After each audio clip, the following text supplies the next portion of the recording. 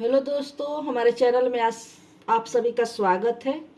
चलिए आज हम बनाएंगे साबूदाना का पराठा। तो चलिए अब हम बनाना शुरू करते हैं। चलिए तो हम बनाना यहाँ से स्टार्ट करते हैं। सबसे पहले हम साबूदाना को 5 से 6 घंटे के लिए भिगो के रख दिए थे। तो चलिए अब इसमें हम डालेंगे। यहाँ पे हम रोस्ट करके मूंगफली लिए हैं और इसे हम पीस लिए हैं। अब इसी में हम डाल देंगे हरी मिर्च, 2-3 हम पीस लिए हैं हरी मिर्च को। अब इसी में जाएगा थोड़ा सा जीरा। अगर आप व्रत में जीरा खाते हो तो डालें, नहीं तो इसे स्किप भी कर सकते हैं। अब इसी में हम डाल देंगे हरी धनिया पत्ते। अब इसे हम अच्छी तरह से मिक्स कर लेते हैं। यहाँ पे हम मिक्स कर लिए हैं। तो चलिए यहाँ पे हम एक कच्चा आलू ले लिए हैं। इसे भी हम महीनी वाले हम कद्दूकस करने वाले से कद्दूकस कर लेते हैं।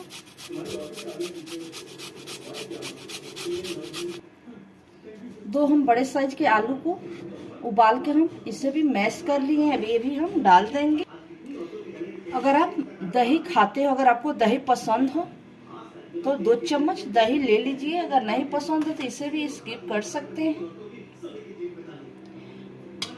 अब इसी में हम ले लेंगे हम सेंधा नमक। अब हम इसे अच्छी तरह से मिक्स कर लेते हैं। अब चाहे तो यहाँ पे आपको बिखरने और टूटने का डर हो तो सिंगड़ा का आटा डाल सकते हैं। अगर आप टमाटर खाते हो व्रत में तो ले लीजिए। ऐसे टमाटर तो फल में आता है, तो थोड़ी सी हम टमाटर भी बीज निकाल के डाल देंगे।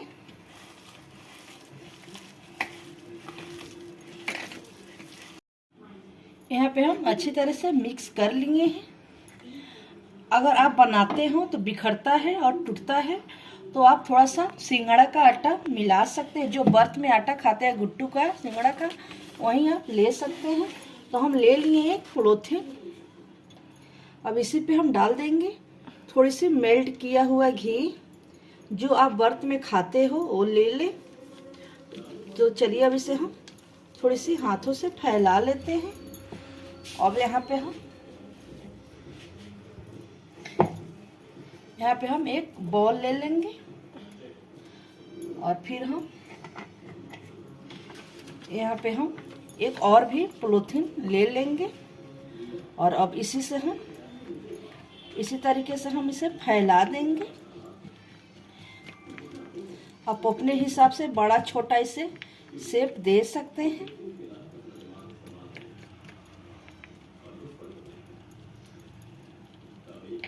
पे हम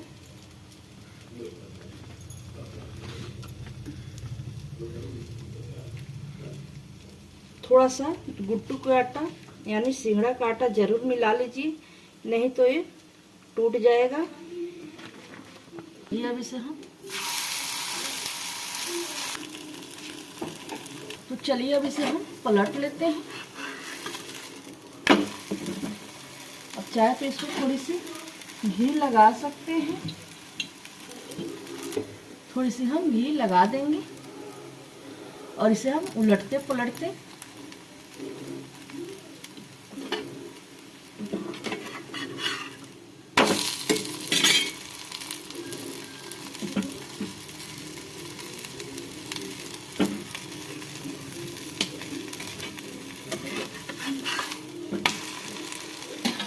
तो चलिए अब इसे हम निकाल के रख लेते हैं।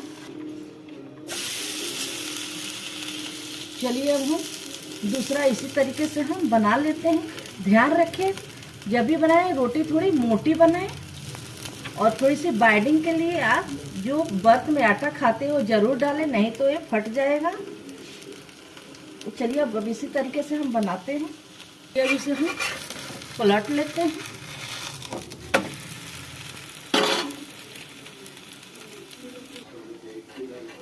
इसी तरीके से हम उलटते पलटते इसे हम फिर इधर से हम थोड़ी सी घी लगा देंगे।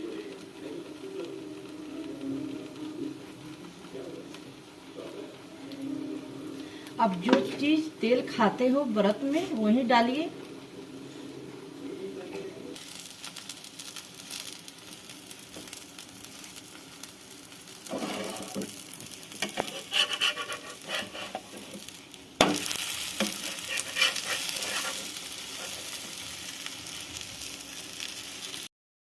दोस्तों तो हमारा ये साबूदाना का पराठा बनके बिल्कुल व्रत के लिए तैयार हो गया है।